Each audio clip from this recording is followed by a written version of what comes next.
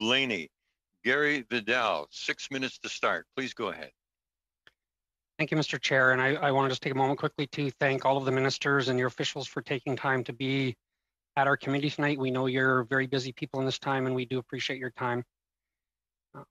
I want to address a few questions to Minister Miller, of course, to begin with. And Minister, I want to talk about the boil advisory issue for a few minutes. I think you're well aware that I would acknowledge that this is a long-standing issue, and it's not necessarily a partisan issue. All Canadians agree that this is unacceptable and we need to find solutions. But Canadians are also frustrated when they keep hearing about how the relationship with Indigenous people is the most important relationship to the Prime Minister and your government. But at the same time, targets are being walked back and goals are not being met. It appears to me that we're witnessing a crisis management approach from your department on this issue, and I think that's frustrating for Canadians.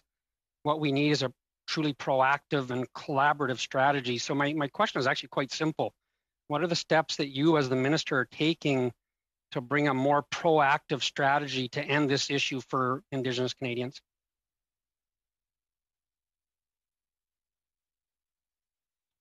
Well, thank you, MP Vidal, for that critical question, which indeed is key for all Canadians and Indigenous peoples living in Canada. It is no surprise to anyone, in particular the issue I mentioned in the Scandiga, which has been an entirely unacceptable situation for 25 years, that this is the result of massive undercapitalization in specifically Indigenous communities, specifically with respect to resources that in most communities in Canada we all take for granted, and indeed if those were removed from us, we would be crying bloody murder. It is unacceptable that Indigenous communities have been in this situation, yet that has been the case. We must acknowledge it as a country. There is the shame lies in not doing anything about it. From the very get-go, and as you trace the arc of the commitment that was made by the Prime Minister as early as the prior election, we realized quite early that that commitment needed to be doubled in terms of the numbers of long-term water advisories that we were covering. This posed obviously a logistical problem. It's something that we invested additional sums in.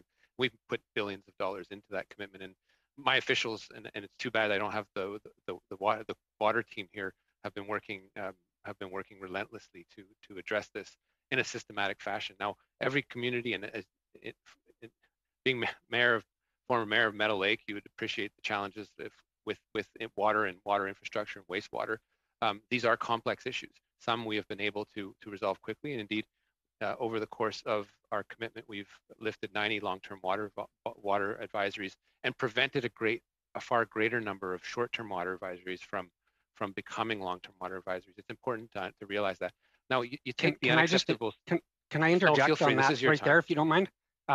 When you talk about lifting the 90 long-term drinking water advisories, when I look at the information on the website where you provide that information, you like to talk a lot, lots of times, sorry, I don't mean that derogatory, but you talk about lifting the 90 long-term drinking water advisories, but the number of advisories has not been reduced by that many. So that if you do the math, and so as an accountant for 30 years, there's over 50 that have been added or have been re-added, or out of the additions, can you tell me how many of the ones that have been added are ones that are advertised as the ones that have been lifted and then now are back on? Because the overall number has not decreased by 90, in all due respect. Well, quite clearly on this, MP Vidal, some that were short and have become long are actually less problematic in terms of lifting. There are some ones with longer builds, that the case at hand being the Scandiga, that have taken some time and are quite complex. So I would put to you, without generalizing, because it's very important not to generalize, that the ones that have been added to the number, and at some point we should take some time to walk through this, and perhaps the time allotted is not enough. But those ones are ones that we are cautiously optimistic will be lifted in relatively short order. Now, and you talked about the website, about it being not updated. Clearly, there have been some challenges as communities have locked down, rightly so, to protect their people, and infrastructure challenges in getting things built. We have been able to do so, and the long-term lifts are testament to that. But there have been challenges. So we expect to be updating that page shortly to reflect a more detailed information as to where the challenges lie, where the numbers lie as well. But COVID has placed a challenge on the ability for contractors to get into communities and to do all the things we need in order for communities to lift long-term water advisories. And let me stress, it is communities. Minister, I don't want to be rude, but I do want to get one more question, and if you can, and my time is running short. No, please. I want to talk about this, but I do respect the fact it's your time, Gary.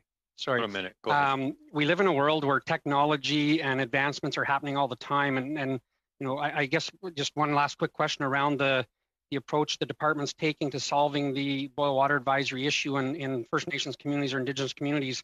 Can you identify any kind of new technology, any kind of investigations that are being done in new approaches? I mean, in my time as Sask Water Chair, there was all kinds of new technology happening all the time. Could you identify any specific things in that manner that your department's doing to advance this cause?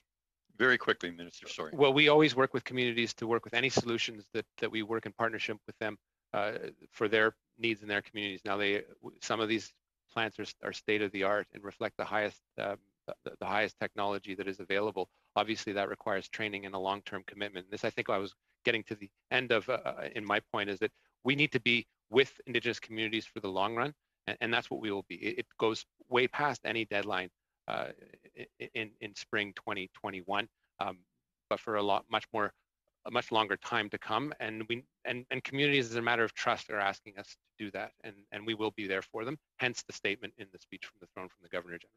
Thank you.